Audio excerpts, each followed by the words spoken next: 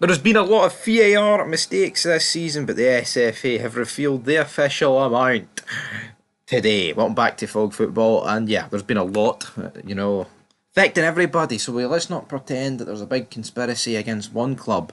Alright, but unlike the last review in February, there is no breakdown of specific key match incidents from the Premiership fixtures. Of course, back in February, they pointed out what were mistakes. Now, though, they're not. Will they at a later date? I mean, they could potentially, but let's dive straight in to the article because in February, the Scottish FA deemed 13 key match incidents reached an incorrect outcome 2 months later, and that figure is 26 after the panel looked at incidents submitted to them as well as requesting specific KMIs to be reviewed. The total number of VAR reviews so far this Premiership season is 1,181.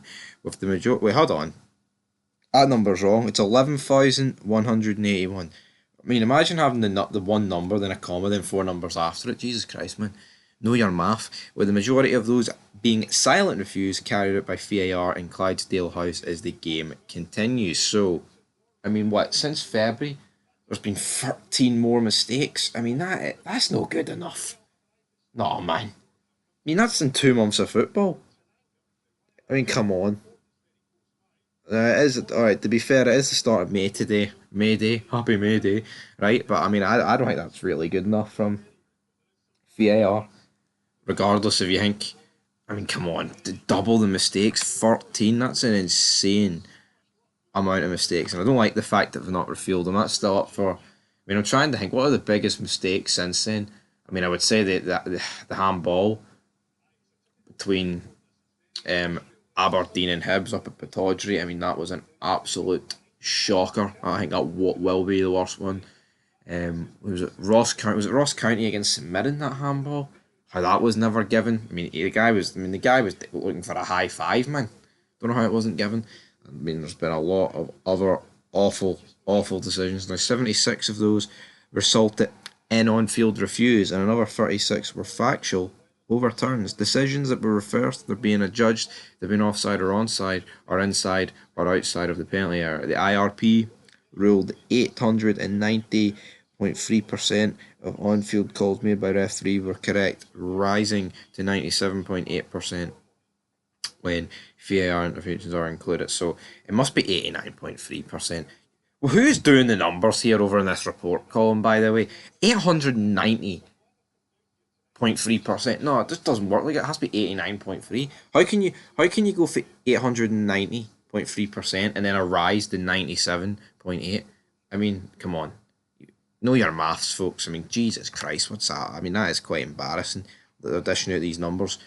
Call yourselves professionals here. Get the numbers right. Now, unlike previous reviews, details of the latest errors have not been made public. The numbers have been shared with all 12 Premiership clubs. However, the news comes on the back of stinging statements from clubs such as Aberdeen, who declared VAR to be failing. I think VAR is failing.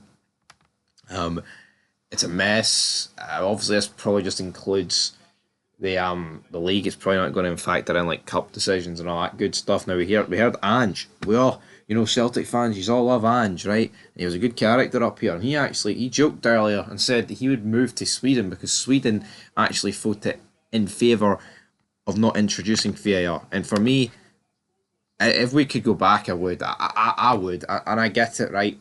VAR has overturned, it's helped get some correct decisions.